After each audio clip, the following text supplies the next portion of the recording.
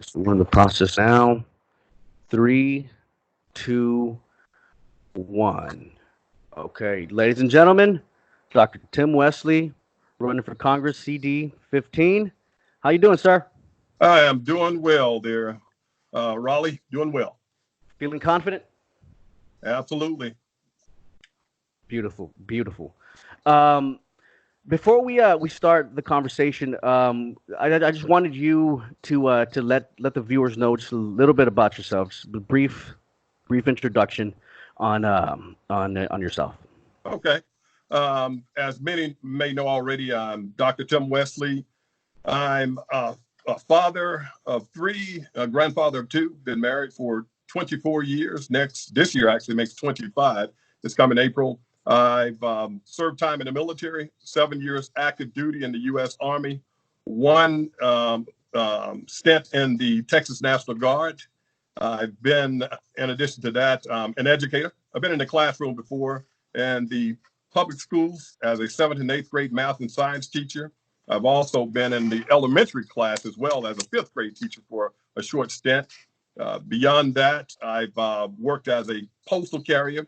I was a mailman for U.S. Postal Carrier for probably about 4 years, but most of my time has been spent in ministry. And I spent 12 plus years in ministry as a senior pastor and then as an educator. I'm still in education, higher education, as a college instructor. I've taught at multiple universities, teaching critical thinking, world religions, college introductory courses, etc. Okay, okay, perfect. Um, Critical thinking. It's an interesting topic to cover, right? Yes, it Um, is. especially in politics. I feel like it's an area where I don't think we do enough of. Um, you said you were in the ministry, Yes, and you spent most of your time as a pastor. absolutely. I spent 12 years as a senior pastor and probably about 6 years or so as an associate pastor. Ah, okay. What do you feel are your biggest strengths going in against Vicente Gonzalez? Well, multiple things. One, as a critical thinking professor, I know what it takes in order, one, to think critically, but also to engage people, to get them moving forward in the right direction. Also, having a military background, that helps quite a bit because I know what it takes in order to support our veterans firsthand. I know their challenges when it comes down to businesses. As a former senior pastor, that was in itself a nonprofit organization, but a business, all that's all the same. And I know the business realm. And so when you look at those things collectively, I believe that I'm going to be not only well qualified, but also the experiences that I've had, which I do want to talk about as we go through this interview. I've been able to do things from my position here, not in Washington, whereby I'll talk about it more in detail, where I've already seen legislation move forward based on some ideas that I put forth already. And I've also seen many other things take place as far as action for the district. And this is before I ever get to Congress. So, long story short, and to put it in layman's terms, I've seen things done and gotten things done already before I ever get to Washington. So you've been busy. Absolutely. Okay. And as far as your opponent, what do you see? What do you see as his biggest weakness coming into to 2020? Well, the thing is, I'm not so much focused on his weaknesses as much as I am focused on what the district needs. And so, if I tell you what the district needs and their greatest needs, then you will be able to see what you may consider to be weaknesses. Right now, one of the greatest things we have going on with the district, with the state of Texas, with this nation, is our border. Our border has been unsecured well before he got there, and it's still unsecured. And we're not seeing a great amount of progress taking place. And no matter what we do to move the district forward, we're still going to struggle. We're going to see things happening in a negative way if we do not secure the border, because that is a gaping hole that continues to exist. And I think that as the next congressman, I will not only move forward with action to get things fixed and make it better, but I will ensure that beyond the border, other issues that's taking place in the district with respect to childhood poverty. That is still taking place about 40% or so within Hidalgo County alone. And so How do you solve that? there are several things that's taking place there that could be much, much better. And so those things have been in existence when the current congressman got there, and they're still taking place. Well, that's granted. I mean, the question wasn't so much what blame are you willing to place on the congressman. It's what he's failed to do is, which is what I consider a weakness in his time in office. I'll give you an example. When you cite the border, well, let's talk about the border. Um, Yes. earlier in the or I should say last year, kind of funny saying that last year, but last year there was a lot of movement on the border. There was, we had that caravan situation that was coming on, and then we had several other issues that you could call a crisis, right? And President Trump comes around and calls it a crisis, and it's like the Democrats' first instinct is to whatever Donald Trump says, they go completely to the opposite side, right? So it's not a crisis, it's not an emergency. We're overreacting, right? And then finally, it just gets so bad that they have to just admit it, right? Okay, it's pretty bad. Well, Vicente Gonzalez came out first of all and was one of the ones saying that it's nothing to see here on the border, right? So granted, a lot of these problems we've had for decades. That's not the issue. It's the mandate that somebody has to fix problems once they're elected, and I mean, I'll talk about a weakness from all the Democrat local congressmen is just that there isn't enough of or at least what they perceive is of a threat coming from the Republican side that they even feel like they have to debate their opponents, right? And so they're pretty comfortable in not having to, put themselves on the line, so to speak. So I'll jump in if you don't mind there. no, go ahead. One of the things you mentioned, they don't feel a threat where they have to debate their opponents. I don't just look at them. I look at society as well. If there is enough of a demand that Vicente Gonzalez debates his opponents, I've invited him to debates already. If there's enough of a demand, if someone sets up a forum, let's say they set it up in the RGV, if they set it up there and say, hey, we have this forum set up, the 700 plus thousand people are demanding, or at least at very least requesting you to be here to debate your opponent so that we can hear from both sides. I think that's going to be one of the things that has to happen moving forward beyond March 3rd.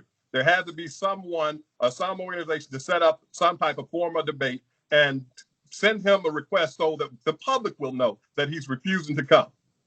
So you're saying it has to be a third party?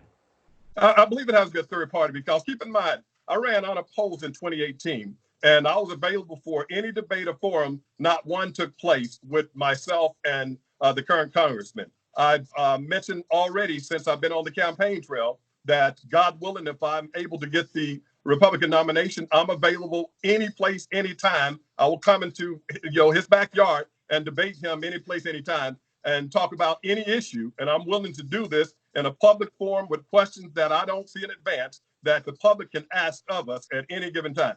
And I believe that a third party will be necessary, but not just any third party, a third party that's willing to publicly put this out and see if he will or will not show up. Because I believe, again, with the 700 plus thousand constituents, they deserve to hear from both sides. So when ask the congressman for a debate, that he should be obligated to respond. Not just for the sake of a debate against you, but for the community. Answer Yes. questions and be challenged.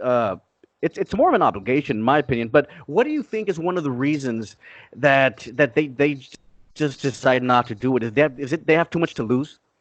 Absolutely. Because if you think about it, right now, there's not been a lot of progress in CD15 under this current Congressman's tutelage. Not a lot of progress at all. And so to debate means that you're now going to be exposed when it comes down to your voting record. You're going to be exposed when it comes down to things you hadn't done. You're going to be exposed when it comes down to failed promises and things of that nature. And you're also going to be exposed when now you're having to compare two people when it comes down to who will be the most qualified and best person with ideas. Because keep in mind, Raleigh, I don't plan just to go to Congress with just verbiage and political talking points. If you go to my website, what you'll find is I have 13 major issues that's affecting this district, the state, and this nation. And I also have solutions laid out. And some of those solutions, as I've already alluded to, have gone forward and they've already gone through to become legislation.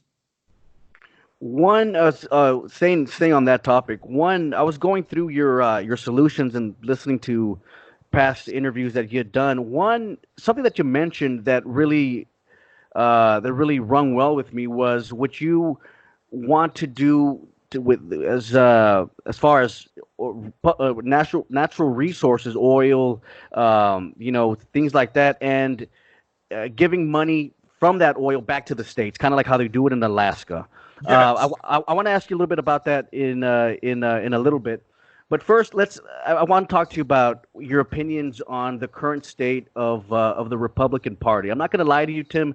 I'm a little disillusioned with the party, and Okay. I'm a little bit more disillusioned with the evangelical community. And let me tell you why. I myself grew up as an evangelical, Okay.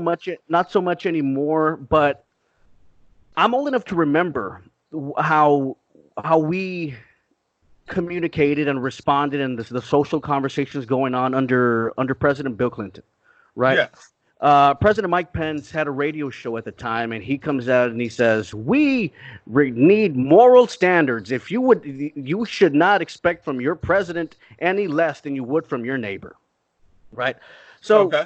so we paid a lot of lip service to moral character and so on and so forth, right?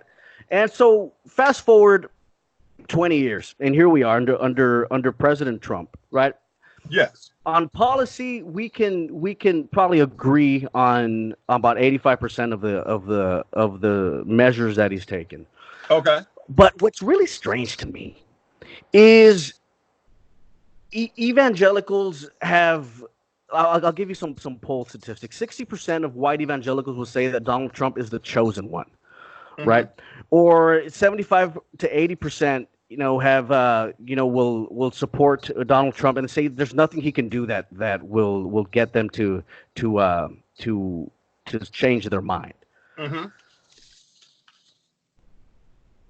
Two things here. One is if you want to make a practical argument to me. For example, if now we're looking at politics as just fully transactional, what he does on his own time is what he does. As long as he gives me what I want, he's gonna give me the legislation I want. He's gonna be pro life. He's gonna pay lip service to the church. Have Paula White over to the church and I mean to the White House and all that stuff.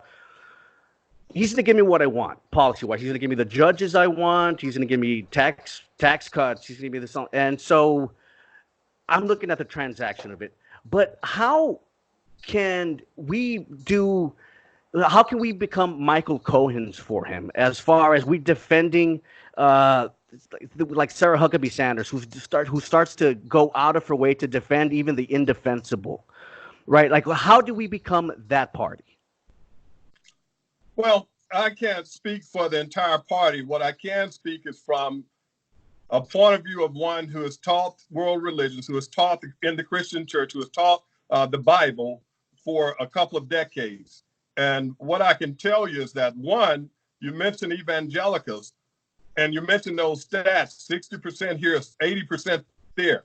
Fact of the matter is, one stat you didn't mention is that only about 1/4 of them are voting, which means that a lot of them are talking, but not even going to the polls. So I can't put a lot of weight on what you're saying if they're not casting a vote.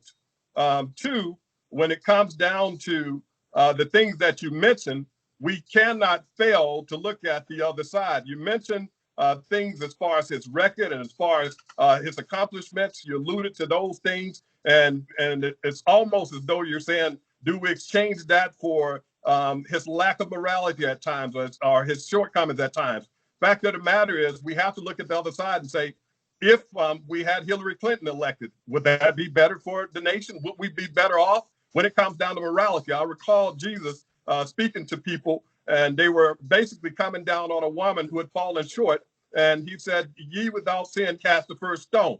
And so, with that being said, from a moral perspective, I doubt that we're going to see anyone that's going to be at the moral standards that everyone would simply agree with. There's always something to be found. But what So, we so, so do you're know we making can the do, lesser of two evils argument is what you're telling me not at all, at a very basic level.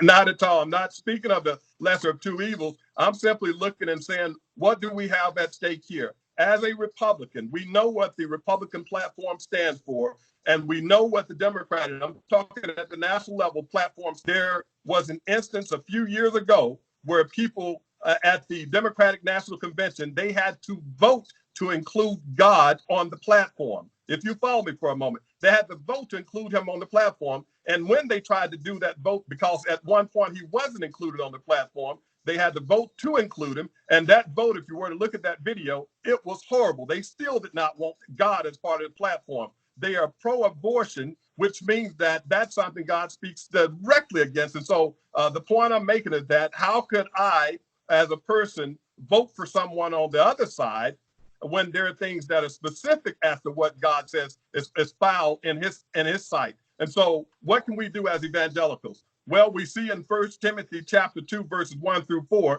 that we are to pray for those people, pray for all people, and that includes those that are in authority. So the question I would have for you as an evangelical and other evangelicals, when was the last time you prayed for the president? When was the last time that the evangelicals, people that you know, have prayed for the president that he can become more morally acceptable in God's eyes? When was the last time? And so there are things that are laid out that we are to do. So my question for the people would be not so much how immoral he may be, but when was the last time you prayed for that immorality?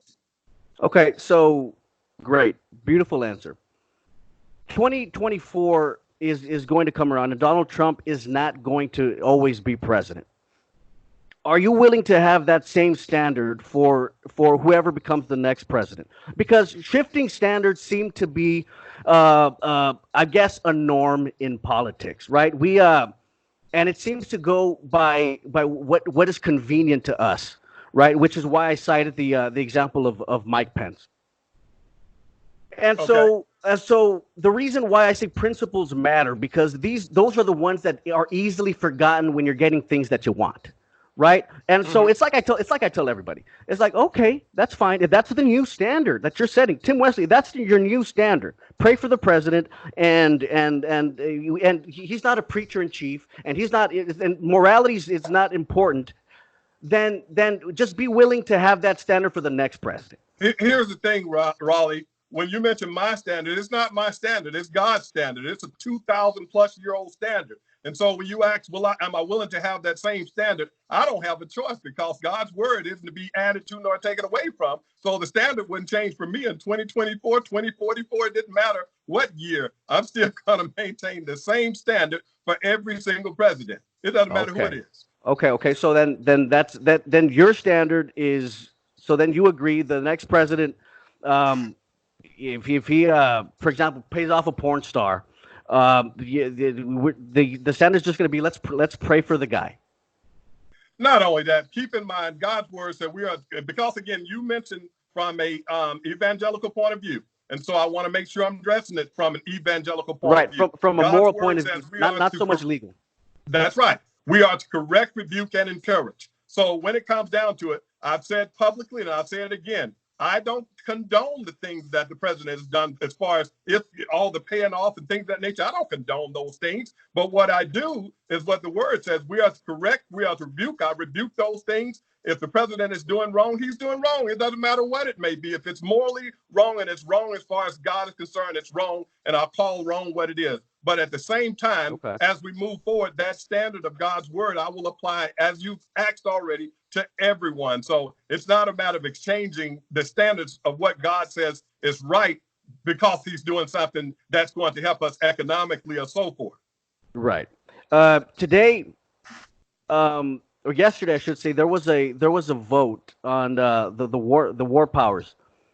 What way would a Congressman Tim Wesley have voted on something like that?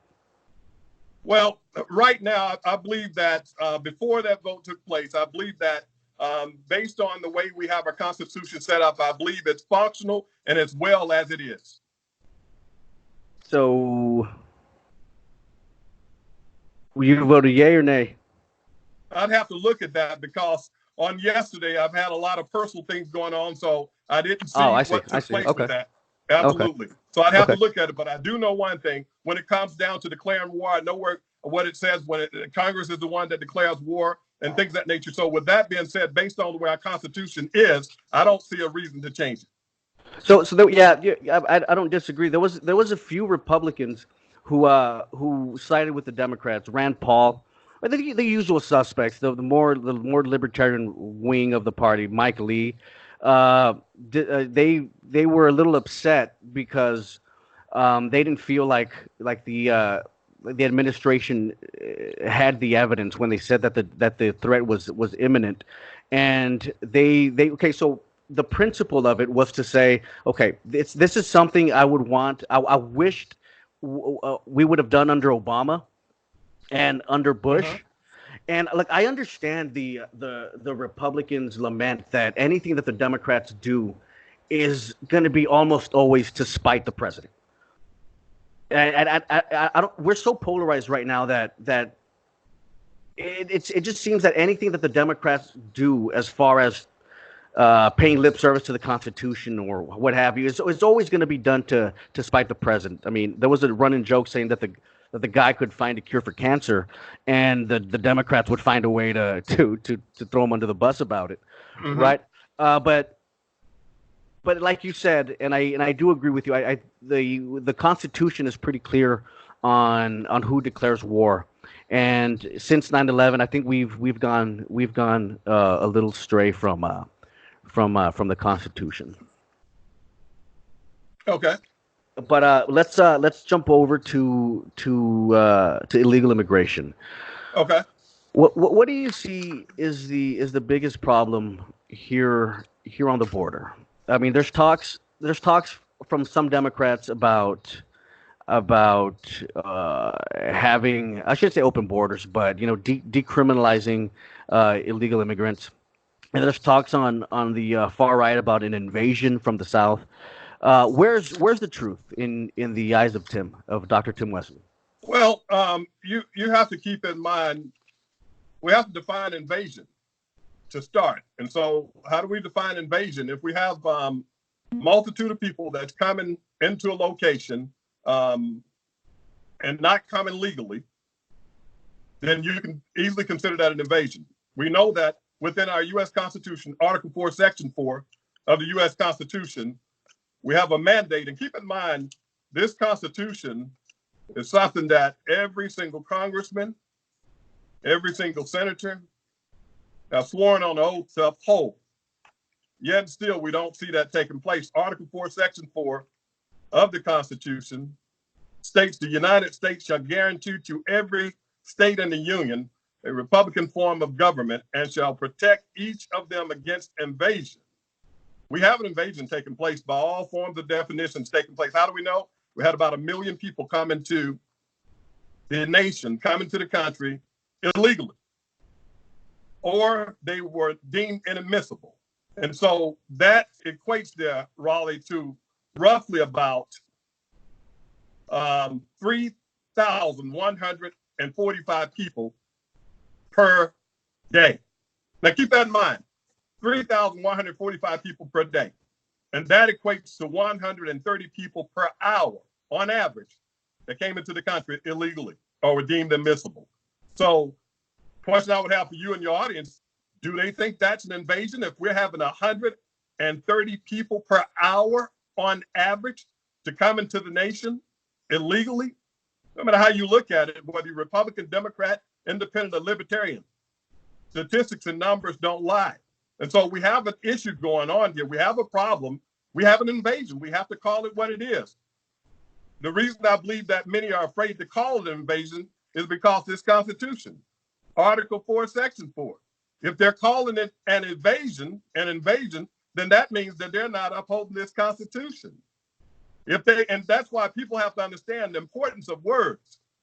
We simply say and hold the Democrats to the fire and say this is an invasion. Again, if you were to just lay this out to anyone that has any common sense and say, if 130 people per hour are coming into your country, most are deemed inadmissible, others are coming in. Keep in mind, we have over 300 legal ports of entry. Most of the people that come into the United States are coming between those legal ports of entry. They're not going to those 300 plus ports of entry, they're going between them. So what do we have? We have an invasion. I spoke with a Border Patrol agent a couple of years ago, and one of the things he mentioned to me, he said, Mr. Westley, he said, I'll tell you what, I don't care how many more boots we get on the ground. I don't care what type of wall we may build. Those things may help, but it's not going to stop the problem because people on the other side have too much incentive to continue to come into the nation illegally. Until we uphold the Constitution, we're going to continue to have a problem. And so that's what we have to do. So when you ask, what is the problem is people are failing to admit that we have a problem.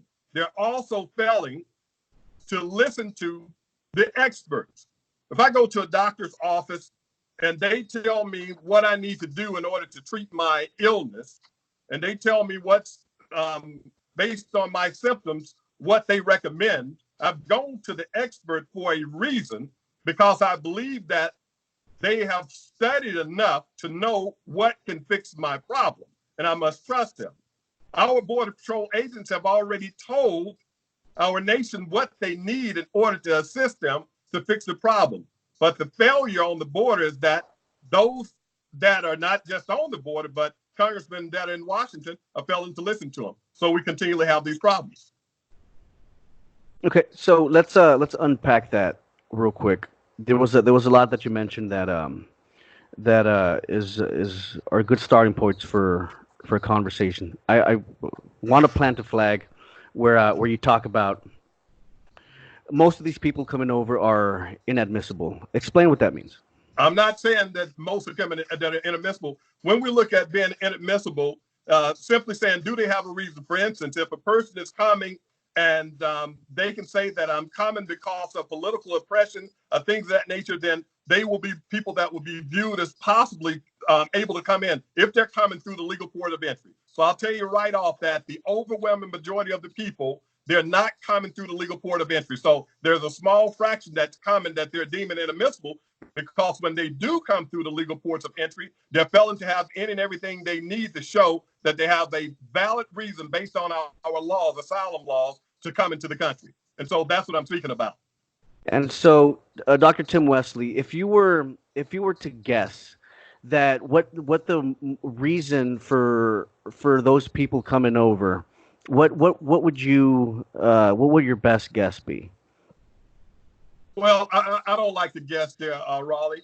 I would only have to go off of what they're stating when they are interviewed by Border Patrol agents and trust their better judgment. And so we can look at whatever stats and things they have as to why they're coming over. But I wouldn't guess it wouldn't be fair to them. So based on those stats, what are you hearing? I'm sorry. I said based on those stats, what is it that you're hearing? What I'm hearing is that many are coming because they're coming for a better life. Many are saying that the locations that they live in are danger zones and their lives are threatened. You have some that are coming because of political oppression, but that's a smaller percentage of them. So those are the things that I'm hearing and that I'm seeing. You don't feel it's a bit disingenuous to call a group of people who are coming for those stated reasons invaders?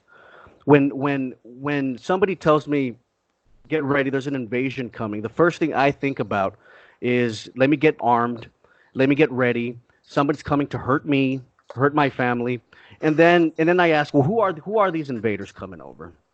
Cut camera one, and I see a bunch of malnourished kids and women and dads with their children who've just crossed, the entire Mexican state. Invaders. You're gonna stand by that? Absolutely. See, what you're doing, Raul, is unfortunate. When we look Explain. at one, I will have to ask you this question: do you believe in the Constitution? I have to ask you if that's a serious question. Absolutely, that's a serious question. Because the question you asked me, I'd have to ask the same thing. Is that a serious question? Because when we look at the word invasion, again, I just want to read it to you from the definition of Webster, which Okay. most people will accept Webster as a good definition. Sure. One, keep in mind that as we look at the word invasion, and it's unfortunate that we have to simply look at this word, but this is where we're at. The Constitution speaks about an invasion. One, when we have people, again, that's coming through in between our 328 legal ports of entry, and the overwhelming majority of the people are coming that way. Invasion says that there is an incoming or abundant amount of people that's entering a location that is not particularly welcome. And so when we think about this, right, we have to look and say, are we following the letter of the law? And so these things, keep in mind, and you mentioned Evangelica, so I have to bring this up so as to answer this question even better. When Jesus was challenged, one of the things he says, render unto Caesar what is Caesar's. In other words, we have to follow the law of the land. There are going to be some unfortunate things happen, but what can we do about this? One of the things that I would want to do, because we do have an invasion going on, no matter how you want to cut it, or no matter how we want to look at the definition, what can we do to help the people? I want to help the people. I know that they're coming over here. Many are having some challenges, but what can we do to help them? Right now, many of the people that are coming here, they are having to wait almost 2 years in order to see an asylum judge. I want to fix our asylum system. I want to Okay. make sure that we can not only see the people here, but we can see them in other locations so that they won't have to make that dangerous trek. And keep in mind what's not being talked about, because again, when we look at, is this a bad thing? Are we being bad? No, we're simply upholding our law and our Constitution. And we're Right. looking at the invasion as what it is. But I want to make a point.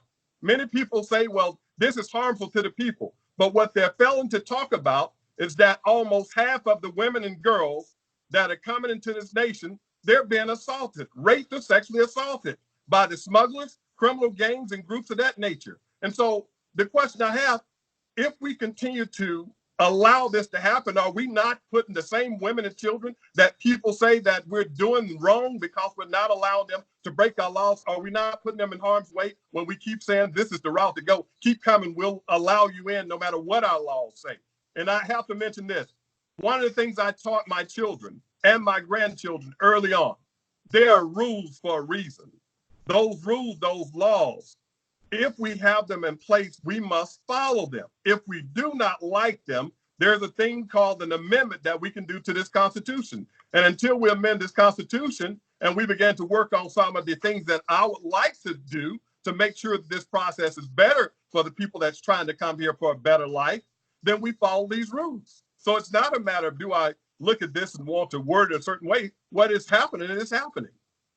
Right. Well, I'm glad. I'm glad you mentioned a few of those things because, well, first of all, there's so much that you said that should be stated that we are in agreement about. So, for example, we there are laws of the land that have to be followed. That I mean, that's not in dispute. We do need a barrier because the border patrol asks for the barrier. I mean, the discussion isn't about what needs to be done or that the laws need to be followed or that we need to Well, you did fix ask that, Raleigh. You did or that we ask, what do we need to do?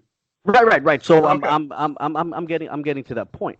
The idea that I'm trying to get to you is somebody who lives on the border, right? That Yes. rhetoric matters. Rhetoric matters. The way we choose what words we choose to describe a problem, all that stuff matters, whether we want to admit it or not, right? Or now, what is the connotation when we call it an invasion? Everything that we agree with aside, well, I mean, I am a Republican. I do agree that we need strong borders, right? But Yes. everything that we agree with aside, what we call this situation, we can call it an emergency because that's what it is.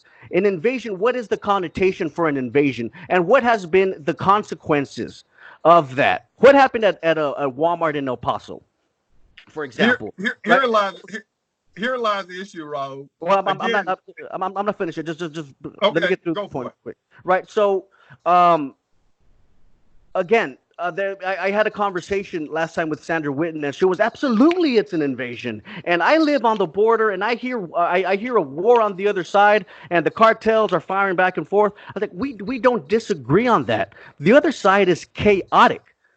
I mean, it's basically a drug state. Again, these are things that Hmm. we agree on, right? We're not disagreeing on the basics. It's the way we choose to view human beings that are crossing the border, right? And I mean, that's number one. I feel like there's a lack of humanity when we see people crossing the border on the south, and that, as a Hispanic man, is something that I do not like.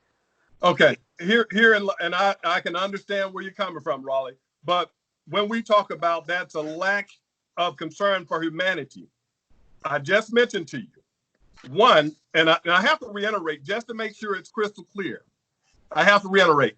Um, we have to understand that if we don't call it what it is, then those that are in Washington that's refusing to act and do anything, there is nothing holding them to the fire, meaning the same oath that they took to uphold this Constitution.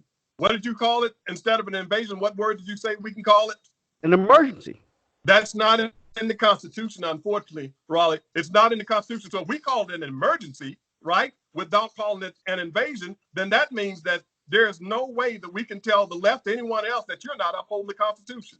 Once we hold people to upholding this Constitution, we can begin to get things done. And as I mentioned, from a humanitarian perspective, people are not finding out and they're not caring about the fact. And I have to make sure this crystal clear.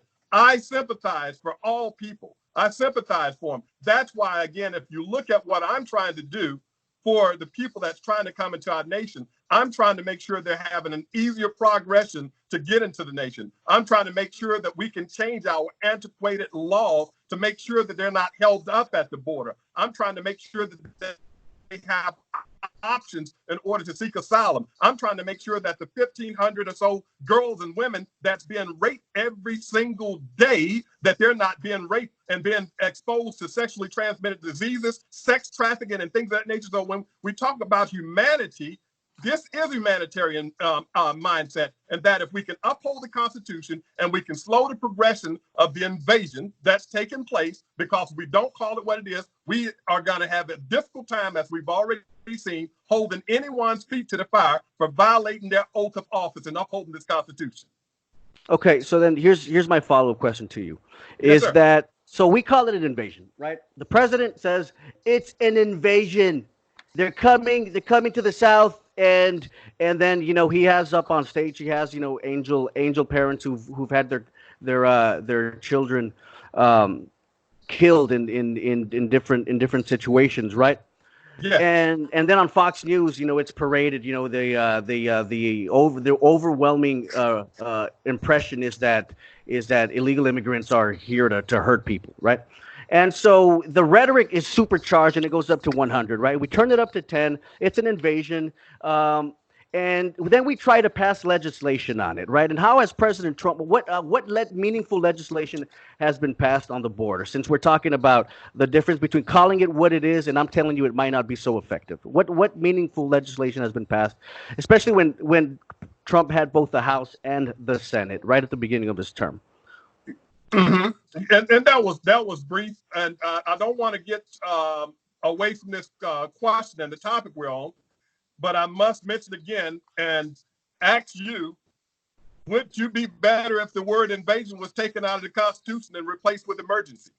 Would you feel like that would be a better option Well, than to if be we change honest, that? to I'm sorry. to be honest with you, I feel like that's a bit of a red herring. I don't.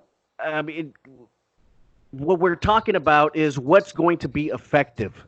What's going to be Yes. effective? We've already seen the supercharged rhetoric and the fear mongering. Now, what I'm telling you is we've had the House and the Senate. What meaningful legislation came from that? You know, ultimately, what we've seen, and what's taking place already. We've seen over $1 billion that's gone towards doing what the Border Patrol agents asked, and that was to make sure that we erect a wall.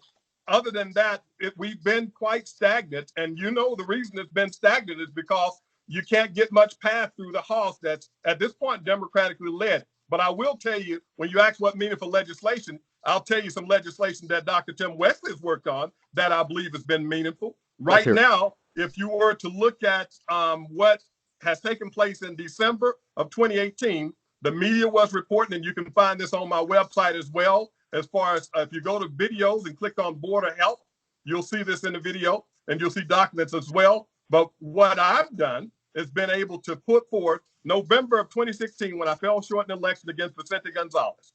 I wrote a letter because I spoke with our Border Patrol agents, and they asked me, they said, hey, what would you like to do? I'd like to take a tour. And once I took the tour, I said, I saw what was taking place. I assessed the issues.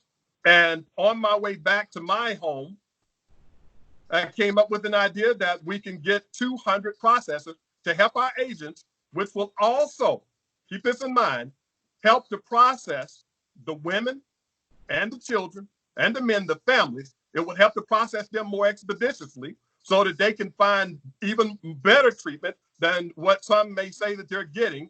And I put this idea forth to Congressman Henry Cuellar because Congressman Gonzalez wasn't even sworn in at this point. So this is December of 2016. This idea moved forward. Well, in June, he put out a press release, and this press release stated all the idea that I gave him almost word for word. And today, as of December 2019, we have a $10 million appropriations bill that has moved forward, and we have authorization for 200 border processing coordinators. Why? Because of an idea that came from my camp, not to hurt the people that's coming into the nation, but to help the people coming into the nation. So I can't speak in detail as to what the president has done, but I can Right. speak about what I've done, and I hadn't even made it to Washington yet.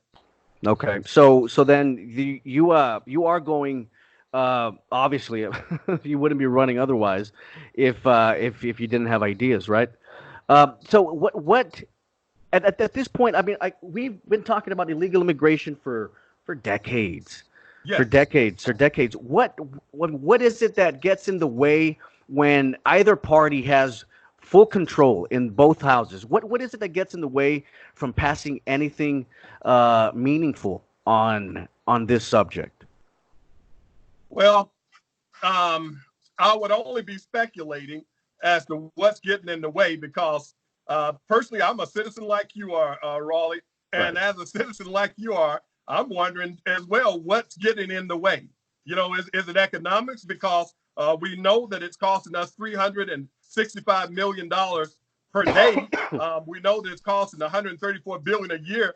Is it economics? I don't know, but I'll find out when I get there, and that's the goal.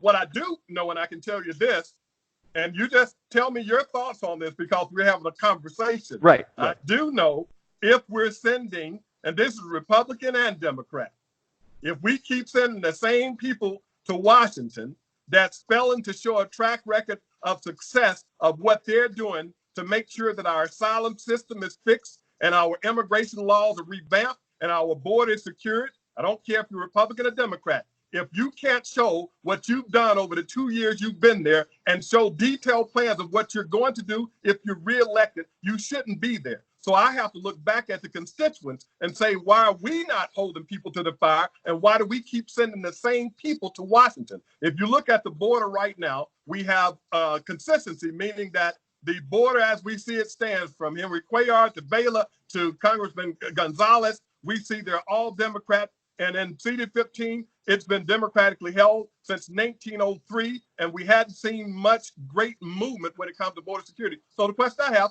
why do we as citizens keep sending the same type of people to Washington if they're not getting the job done? After all, the people that go to Washington work for we the people. We the people don't work for them. And so this is what we have to consider and have to do something about. Igniting the voters to make sure that they know the voting record of the people and what they're doing or what they're not doing when it comes to securing this border.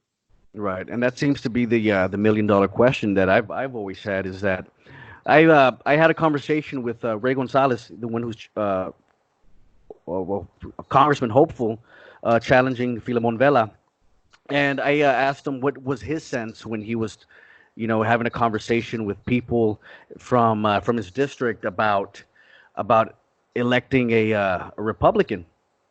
And he Yes. said, "Well, he goes, well, first of all, I don't feel Trump is very popular in my district, right? Hmm. But I'm trying to be as genuine as I can. That seems to be the deal that you have to strike with yourself, right? To be genuine as somebody who's running, right? And if you support the president, you're vocal about it, and you support the policies, you're vocal about it. At the same time, how do you shift a voting bloc that's, like you said, been so historically Democrat? How do you Hmm. shift that with that riding on your back? Well, keep in mind, we have to make sure that they know what's going on. The voting block that we have is overwhelmingly a Hispanic voting block in CD15. What we've seen, and we have to make sure we have these discussions, that the Hispanic unemployment rates, they're at record lows. We have to make sure we let them know that when it comes down to our women within the district, and unemployment at its lowest rate in the last 65 years, we have to have the conversation with them that ultimately, Raleigh, we want the same things. We want the same things.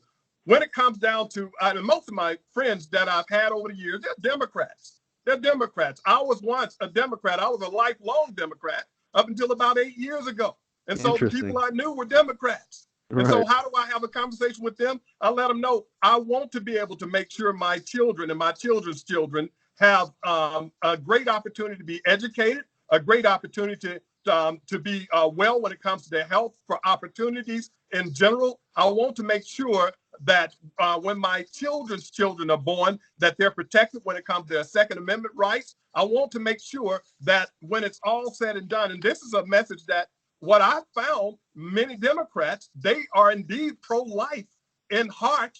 They're just not pro-life at the polls. And so the conversation I have with them is that we're losing 2,361 babies every single day. That's about 100 per hour. And so guess what? I talk to them and say, I want to make sure I put forth legislation to protect the unborn. I want to make sure your children, instead of suffering, and 40%, like it is in Hidalgo County, 40% plus are living in poverty. And this is on the democratically run Congress, congressional people since 1903. I want to make sure we change that. We do something about that. I want to make sure that the high level of dropouts that is also affecting the Hidalgo County, well over 40%, which is almost double that of the state of Texas. I want to make sure as an educator we change that. That's not a Democratic issue. That's an American citizen. That's a Texan issue. And those issues that I mentioned, education, healthcare, when it comes down to our security, economics, when it comes to employment, these issues affect people. They affect people, not just Republicans or Democrats, but all people.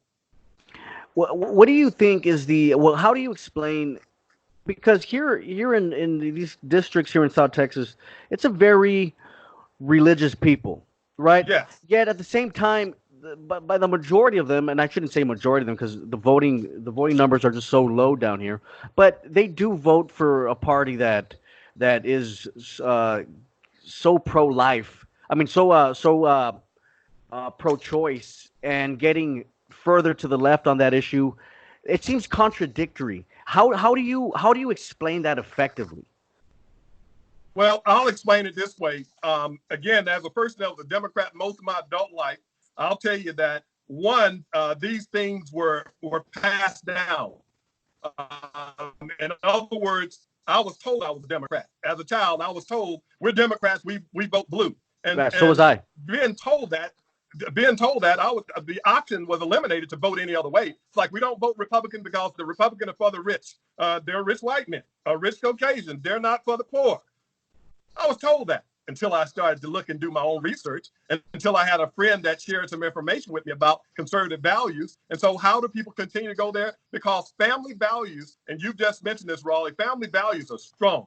They're strong within my block of minority community, they're strong within the Hispanic community. Family values are strong, and we trust what family says, and we should, by all means. And if family says that we vote this way, this is how we tend to vote, and we don't necessarily go into detail as to why we would vote any other way. And so it's going to take people like you and I. It's going to take shows like this. It's going to take shows Right. just like this to be able to share with people that your values, when it comes down to your religious beliefs, they're simply not aligning with your values at the polls. And the people you're voting for, their voting records are against things that you hold dear to your heart, your religious values, your moral values, your spiritual values, your family values. These things are not being voted upon in your favor by the people you send to Washington. And so we have to keep sending that message out. We have to simplify that message. We have to have platforms like this, Facebook, and so many other platforms to just let the people know we have a lot in common with you, more so if you're people of faith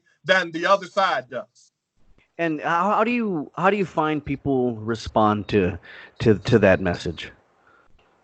Well, a lot of times, Raleigh, and I don't know what your transition was like from Democrat to Republican, but what I found is that people will accept that, but they will point towards the greater negative that they may see. They may look and say, I understand what you're saying, and I agree with you, but the Democrats are for the people. They help the people. But keep in mind, I have to remind them that Jesus, the word of God says that if a man doesn't work, they don't eat, right? If a man does not work, he does not eat. And so the Holy Bible is not a Bible that was built on socialism, but what we see in the Bible, it was built on capitalism. And so we have to convey that message to them that your belief system and the things that you hold to be of value, and this is what I've done. I've done it in the past. I've been able to take the standards, what the Republican Party believes, and the standards of what the Democratic Party believes,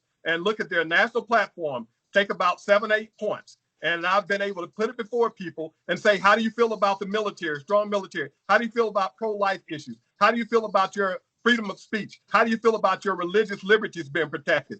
How do you feel about your Second Amendment rights being protected? They will go down the line, and 9 times out of 10, many of these people, if they're people of faith, they will find themselves voting down the line of all these Republican values. And when I display to them, that's Republican values, then they're all in a stupor. It's like, well, oh, whoa. Oh, wow. I understand that and I believe that, but what the Republicans are doing, and they go back to 1 or 2 major things that's taken place. We have to continually tell the story and let the people know that they're voting against their own interests. And that's when it comes time for us to tell them, how did your congressman vote? What issues did they vote on that are important to you? If you notice, I don't know if you have or not, Raleigh, but I just put out a survey that's asking the people of CD15, what's important to you? What do you consider to be a priority to you? And so those priorities I will take to Washington, and I will push those priorities because that's what the people told me is priority. And so we have to keep that in mind and just do those small things, but do them consistently. I'm interested. So that to me is fascinating. The whole 8 points thing, and we kind of showing people. It reminds me of. Do you remember those old commercials of Bud Light, Miller Light, where they would blindfold people and they would ask them which beer tastes better, and then they would it was they Yes, yes, it was, and then they would always choose the Miller Light, right, and they were astounded, right. So it kind of reminds me of that. But I'm interested in knowing what after being, you could say, exposed like that, right? After yes, after after being exposed in that way, what was the default answer? Yes, but what? yes, but I don't like Trump. Some will say yes, but I don't like Trump. I don't like the president. Yes, but the Republican Party, they're racist. And I would tell them, okay, I had someone call me a racist once. When I was on the trail, they had no clue because my name may sound Anglo to some people. So they thought I was a white racist man. They thought, oh, he's a white Caucasian. He's a racist. And then they come to find out, they found out I was African American. They're, whoa, so you're a black racist. And they call me a black Klansman, call me a black KKK. What sense does Unbelievable. that make? So getting back to your point and your question, many will point to something that they see as a major issue that the media has propelled before them as a major issue of concern. they'll look and say, well, they're keeping children in cages and they're doing these things. And I'll tell them, I'll remind them, our Border Patrol agents, for example, they're simply upholding the Constitution, and they're upholding the Constitution and the laws that our Congress passed. And so these are things that I have to have conversations with them. And I have to remind them that if you're getting 130 people per hour, where are you going to put them?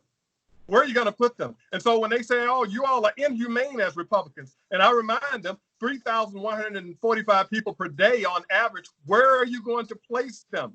We don't have enough facilities to build to place them. And even if we wanted to build more facilities to place the people, it's going to be deadlocked because the left is simply going to deadlock a lot of things. And so they point back to get back to your point and your question, they point to things that's common and that's current in society. But the Bible tells us, Raul, that one plants a seed, another waters, and God makes it grow. My job, I may be planting at the time to tell people, here's some points from the Republican side, Democratic side, without telling them which is which until they made the choice and say, guess what, my friend, you are Republican at heart. But it's going to take people like you to come along and water it, reinforce those points. And I will tell you that people on the left do that quite well. They will drive something home, even if it doesn't make sense. And they'll drive it home and they'll get on one page and keep driving that same point until everyone on the left believes it. We have to make sure we continue to tell the truth and drive it home on multiple platforms, on multiple fronts, educating the people and making sure we're consistent at all times in order for it to begin to get through. That's what happened with me. Right. Okay. So that's why I like having conversations like this, because it gives us a chance to expound on these issues, and even disagree. That's what I like about the Republican Party, is Yes. that there is that room for rich debate on certain issues, and how what's effective strategy and policies. And so this is why I like having these conversations. That's why the show's been doing so well, is because it's like I told you, I don't like formal interviews where I come and ask questions, and then I like the discussion going back and forth with smart people, because people learn a lot, and they get insight into who they're voting for. Yeah, you have something to say?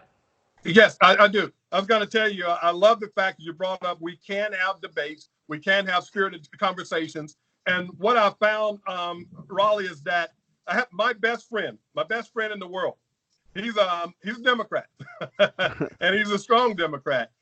Best friend in the world. He's the type that he will go to the LGBTQ march, and he will march. And so we don't see eye to eye on a lot of things, but we love each other dearly. I give him a kidney and a heartbeat, and wouldn't think twice about it. And we talk all the time. We've had spirited debates. And I remember when the DACA issue came up, when that issue came up, we had a disagreement. I was far, far, far to the right. He was far, far, far to the left. We talked and we debated for about an hour. When it was all said and done, I came to a point where I moved from all the way to the right, and I moved a little closer towards the center. He moved as well. And what that resulted in was me writing proposed legislation, because this was hot and heavy at the time with the White House. And I wrote proposed legislation for the president's agenda, and I also sent it to a couple of congressmen and senators. And so with that being said, I got a reply back from the White House. They acknowledged what ideas I was giving them for DACA, which I don't have it posted now, but I will post it on my website so that people can go and see that proposed legislation. And keep in mind, we're going to find that some of the things we do will not always make people happy in all parties. I've told people this in the past, and I'll tell them now. If I'm blessed enough to go to Washington, I'm going to cast some votes, and I'm going to push some legislation that Republicans may not be extremely happy with. But it's going to be for the good of we the people, for the people as a whole. It will not cause me, one, to go back on my values as a Christian, and two, I will not violate the Constitution of the United States. But I will find happy mediums when needed, so that it's common sense legislation that's going forward to help we the people. And that's what took place with the DACA issue. And so I invite people to give me about an hour after this show is over. I'm going to post that on the issues page, and people can see the letter from the White House as well as the information I sent for a resolution for DACA. Well, now I'm interested in the ideas, though. Yes. So you got to give me something. Yes, I will give you something. Keep in mind that, keep in mind, most people don't know. Um, when I started this campaign back in 2016, I was extremely, extremely strong right when it came down to issues of deportation and things of that nature. I still am one that wants to uphold our Constitution. And if it's within the Constitution, we have to stick to it. But when we have legislation that's been moved forward, for instance, those children, and you mentioned this from a humanitarian perspective, those children that have come into our nation and they have come at no fault of their own. What do we do? How do we do fix this, resolve it? One, of course, I believe that we do have to stop the chain migration. I do believe as well that we have to find a way not to punish those who did not come by their own will and might. It cost Raleigh about $12,000 to deport someone from the United States, about $12,000. That number is significant, and I'll tell you why. On average, to educate a youth in our nation, it's about $11,000 to $12,000 per year. If you look at a youth that comes into the nation as a baby, and they're here to go through 12 years of school, that's $144,000 on average that we've spent, American taxpayers, on the education for that youth. Not to mention medical, health care, et cetera. We're probably going to go well over the $200,000 mark for one individual. So the point I wanted to make in this legislative proposal, what sense does it make for us to spend $12,000 per individual, which will go into the millions, and depends on how many people it is, even more than that, Easily, when yeah. we can look at these youth. One, if you're serving in the military and you're providing us a military service, I would want to make sure those people that are part of DACA, and I'll give you this one point, I want to make sure that they have an expedited process, and I do mean expedited process, after they served a minimum of 3 years to become U.S. citizens, as well as their families as well, speaking about wife and children. And I want to make sure that this is done before they're ever off active duty. And that way we don't have veterans being deported because something happened afterwards, but they never went through to get their citizenship. So I want to make sure I put a bubble of protection around those that serve in our country. And that's one of the things that I've mentioned. So I'll give you that much, and the rest you'll be able to see in the letter. How isn't that already a thing? It's already a thing that if a person serves the military, they can become a U.S. citizen. But the problem is many people that are serving have an opportunity to become citizens, but they're not getting it done before they leave active duty. We have a thing in the military, in the Army, they give you a processing briefing.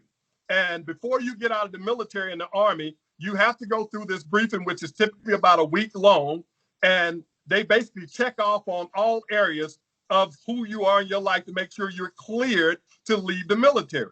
Well, that's not on that clearance list. If I have a soldier that I know came in as part of DACA, and this soldier or airman or sailor or this service member, whoever it may be, if they have not by this point became a citizen, then that's going to be for me a red flag to say, hey, why didn't you finish up the process to become a citizen? And at that point, I want to make sure that none who desires to become citizens will leave the military, exit without becoming a citizen of the United States of America.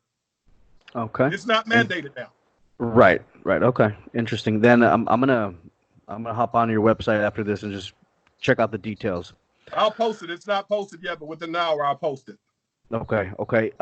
There's a couple of questions I wanna finish off with. We've gone over an hour here. I don't know how much longer you can stick around. Um, something that's always stuck out to me as minorities, you and I. How do you see race relations right now in the country?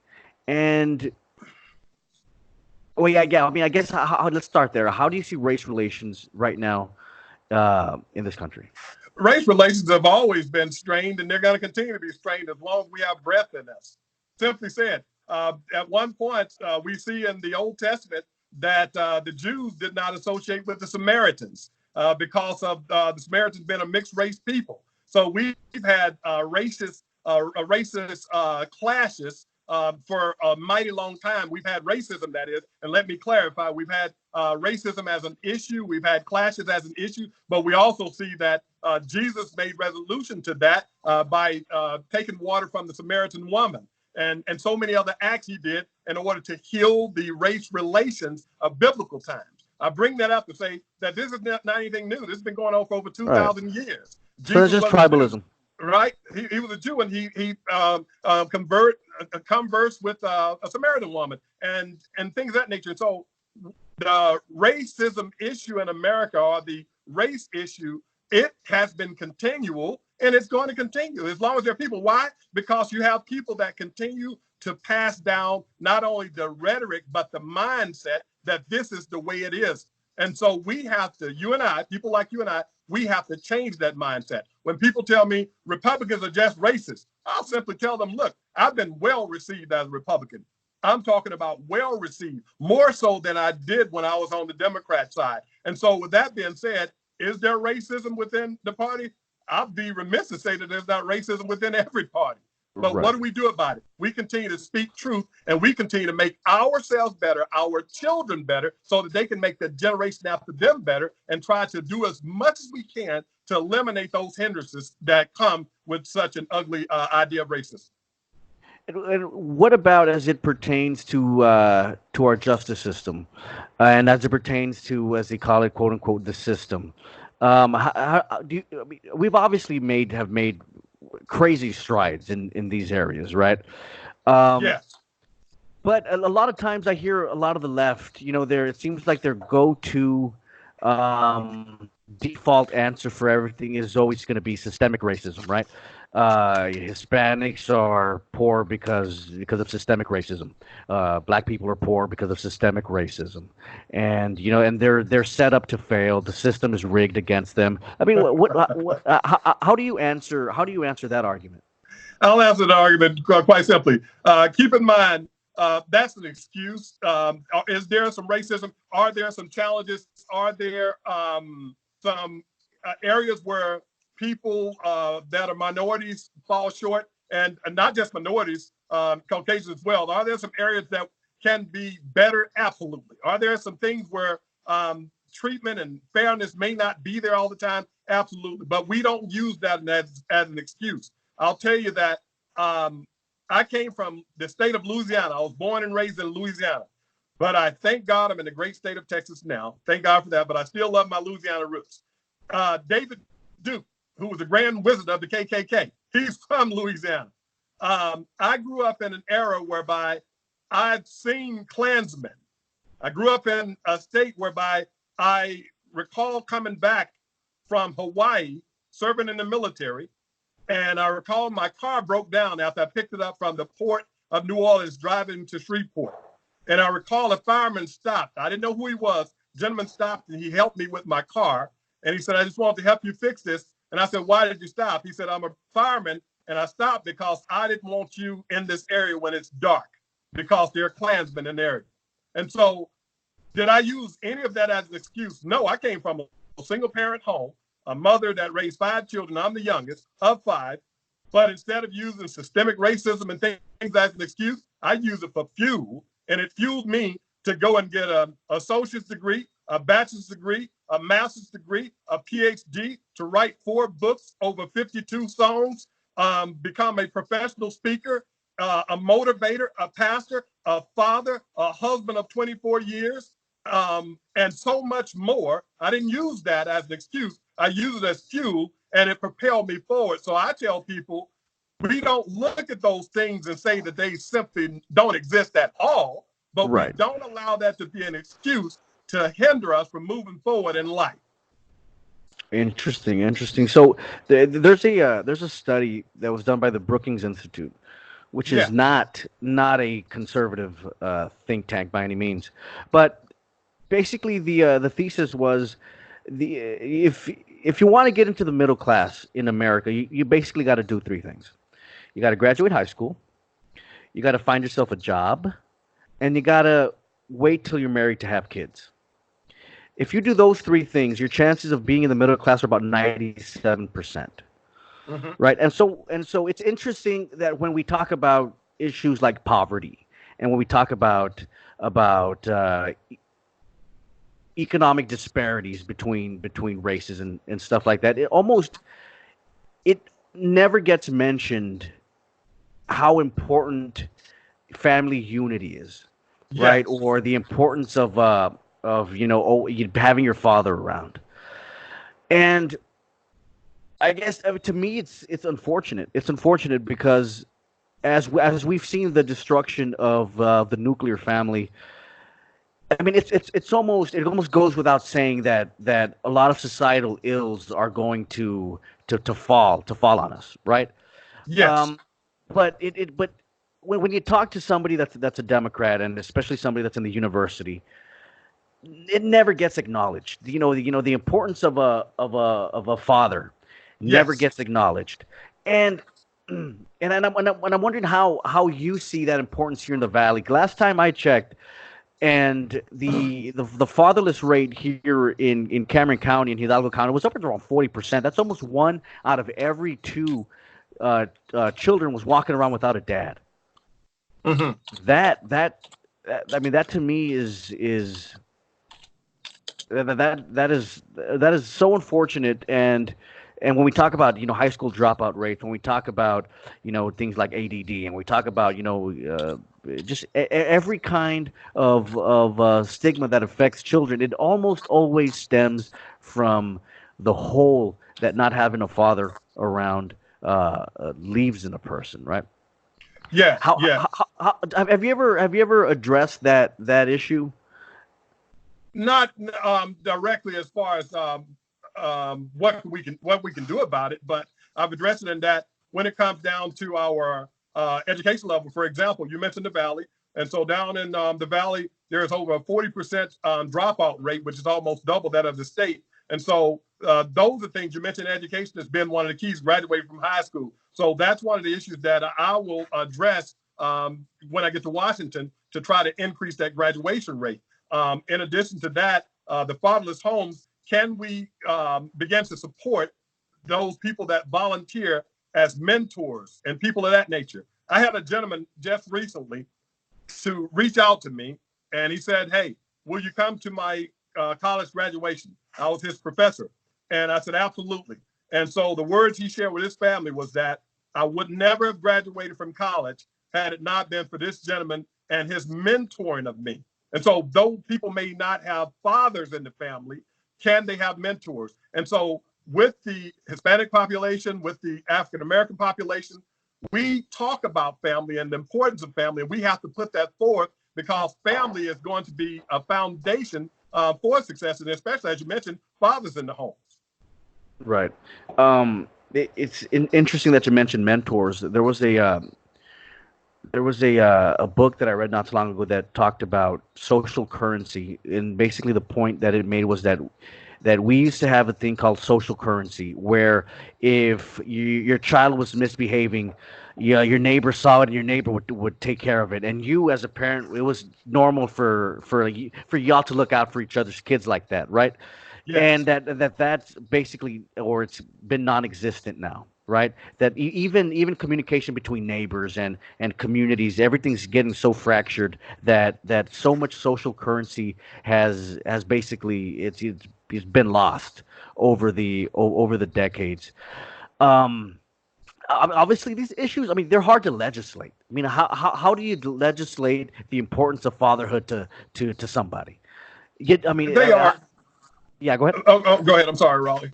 Yeah, yeah. I mean, how do you legislate the importance of school? How do you tell an entire people that they should prioritize education? I mean, how do you go about translating that to legislation? Yes, one of the things we do, we have to continue to make sure that the funding that we do have, that we're getting from the American people, we use it properly. And so there's nothing wrong with having a grant or something of that nature from funding that we've already brought in Right. to make sure that we're sharing the message. Why not allow this message to go into schools? Just to kind of give you a little background, people ask, okay, how familiar are you with the district? Before I ever ran for Congress, I'm talking 2010, 2011 time frame. I used to come to the Rio Grande Valley, and I would come and speak at the high schools there. For those counselors that's been around for a while, they will be familiar with an organization, including down in your area. They'll be familiar with an organization called Making It Count. And so I went into the high schools. I talked to, at times, freshmen, juniors, and seniors. And I talked to them about college and careers. And that's how I knew about CD15 quite a bit, because I was there often. And so Okay. what I did, I in essence went in as a very impactful mentor for an hour or so to give people hope and direction, and let them know, even through my own story when possible, that these things can happen. It can take place. And so with that being said, we don't legislate it, but we provide funding that may be in the turnpike, make sure it's available so that we can get people who can go out and share that message. And there are places already available to do that, such as our schools and nonprofit organizations. So basically, it comes down to incentives, right? Well, we can provide funding so that they can educate the people, because keep in mind, the more we can get educated on the difference that education can make, them and also the opportunities, then people may have better choices that they can go after. Okay. So, Dr. Tim, I wanted to ask you a question. One of the questions, I posted this on Facebook, and there was some people were messaging me concerned that you're not in the district, or that you don't live in the district. Number one, how Okay. true is that? And is it something that you're gonna work on, or what's the issue there? Right off, I'll tell you, most people don't realize it, but over roughly about 21 people, about 435 congressmen, about 21 of them don't live in the district. Right. Also, as far as Article 1, Section 2 of the Constitution, most people may not even realize that based on Article 1, Section 2, there are three requirements to be a congressman. One is that I'm 25 years old. Two is that I'm a citizen of the United States. And three, that before I'm elected, I'm an inhabitant of the state, which means literally, Raleigh, I can run for any district in the state of Texas, regardless of where I'm at. And so, I didn't know that. yes, by way of the Constitution, Article 1, Section 2 of the Constitution. So for those that don't know, I do encourage and invite them to read it again. So one, I can run. Two, I don't live in the district. Where I live is literally on the district line, meaning I'm in a place where I have three districts that come together. I walk across the street, and as I walk across the street, literally across the street, I'm in one district. If I walk 1 mile up the road in the other direction, I'm in CD15. Over the last few years, the last past decade or so, I have not only worked, as I mentioned, in the district. Most of my work has been done within the district and for the district people. When I go to a hospital and my family goes to a hospital, most cases we're spending our money in the district. Grocery stores, we're spending our money in the district. I have taught people, and I saw one of my constituents here write that he came in the legal way, and that was Raymond. So thank you for writing on Facebook, Raymond. Raymond said he came into the system the legal way, and I bring that up for a reason. I worked in the district at a Fortune 500 company, and I taught people from 8 different countries how to speak English. In addition to teaching them how to speak English, they came in the right way. I also taught them what they needed to know to become citizens of the United States the right way. All of that was done in CD15. I've helped countless veterans to understand and get their military benefits as veterans, VA benefits. All of that has been done in the district. So the point I'm making is that I have, one, from a constitutional point of view, I'm right within the Constitution. Two, I've put more blood, sweat, and tears in this district than probably any other candidate that's running right now when it comes down to it. And ultimately, the question I have for people that's so concerned about that, if our founding fathers put it in our Constitution, we have to ask, why did they put it in there? They put it in there for a reason. And so because they put it in there for a reason, we continue to uphold the Constitution. Now, what I'm doing is constitutional. And so I will close with this. I've gone to the doctor because I was a cancer patient at one point. And when I went to the doctor and I found out I was diagnosed with cancer, the question I had was not, is this doctor from this hospital? But the question I had for my medical team, is this doctor the best to do the job? Are they legally able to do the job, and are they the best to do the job? Within me, I believe our founding forefathers knew that we cannot tie up the people by limiting their choices as to who can be their representative. And I believe Article 1, Section 2 was written for that reason, that every now and then you're going to have a situation whereby the situation in CD15, since 1903, we've had Democrats running the district. We've had people that live in the district, running the district, and look at the condition it's in right now. The door is wide open with our border issues, with 130 people per hour coming in. The door is wide open with 2,000 something babies per day being killed. Many of them are being killed, aborted in CD15. The door is wide open with 40% of the children in poverty in the RGV right now. The door is wide open with over 40% of the people that are dropping out of high school. So why not a Dr. Tim Westley? Why not one that's following the Constitution and that can come? So the point I was getting to, I don't care where you're coming from. Are you legally able to do it? And are you the best man or woman in some cases for the job? I believe I'm the best man for the job. And what takes place in CD15, it affects me, it affects my neighbors, it affects the greater state of Texas as a whole. And so that's why I'm running. Okay.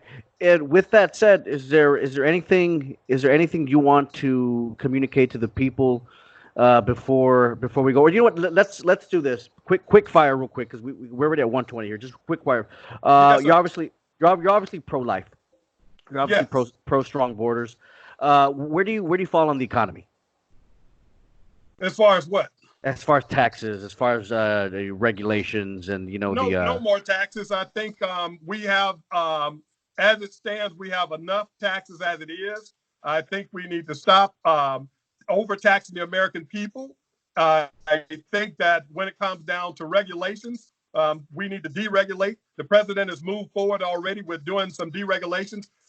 Since he's been in office, we've had 22 points of deregulation to every one regulation that's went forward. I believe that must continue to help small businesses. I believe that, again, when it comes down to taxation, we have to limit it. We have to limit it, simply said. deficits? Okay.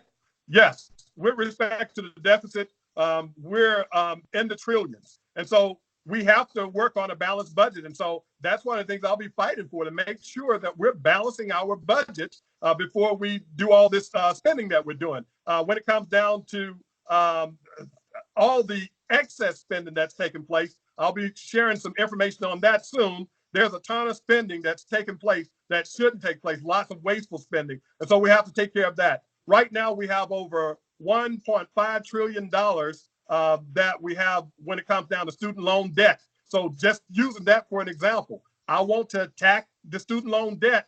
And if we can attack that, that can begin to tap into and dig into that deficit that we have and help to reverse the trend. And we need to get to a point where we stop spending what we don't have, continue to work towards making sure we increase international trade, continue to make sure that we're able to tap into our vast energy resources that will help us moving forward even greater as exporters. We have right now some of the greatest resources right now in the great state of Texas, and we have to make sure that we're not having cumbersome regulations when it comes to onshore and offshore drilling, for example, and that we can become an energy giant, which helps Texans, helps CD15. As we look at CD15 right in Live County, we have energy that's taking place right there with the Bolero and the plant that's there. And so I want to make sure we continue with progressive things to make sure we increase our economic viability as a district, as a state, and as a nation.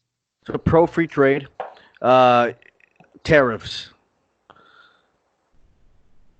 Yes. Well, with the tariffs, keep in mind what the president is doing. Um, a lot of things that we see taking place, it's tough. It's tough. The tariffs, when it comes down to our farmers, it's been challenging. And so what do? We supplement what's taking place with the farmers to make sure that they can still survive. Because keep in mind, without food, without our farmers, as a nation, we suffer.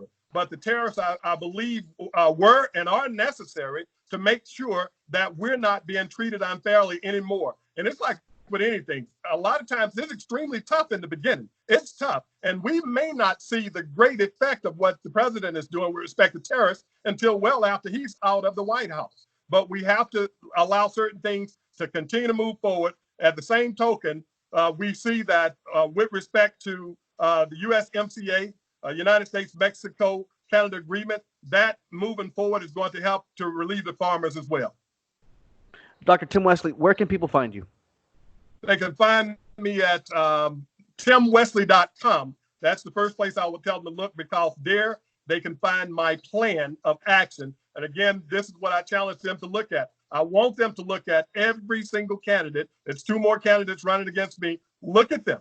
Go to their website and look at their plans. I challenge them to look at their plans and find out if they're like me. I have a 13-point plan, which has multiple subpoints of action, not just political rhetoric. So timwesley.com. They can also find me at Tim Westley for U.S. Congress on Facebook. If they go to Twitter, they can find me there as well, Tim Westley for Congress on Twitter. And they can also find me on Instagram, Tim Westley for Congress, there as well.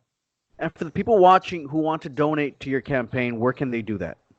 They can go to my website, timwesley.com. That's TIMWESTLEY.com. And they can click on the donate button, and they can donate on my website at any time. Also, if they want to donate by mail-in on that same page, when they click donate, they will see the mailing address there. And if they're on social media, Facebook, there's a donate button on the Facebook site as well. But the easiest, quickest way is at Tim Westley, TIMWESTLEY.com. Ladies and gentlemen, Dr. Tim Westley. Thank you, brother. I appreciate it. Thank you for your time and the interview. God bless you. Yes, sir. And yes, thank sir. We'll you see all you for soon. listening, Facebook followers and supporters and constituents. Thank you all. God bless. All right.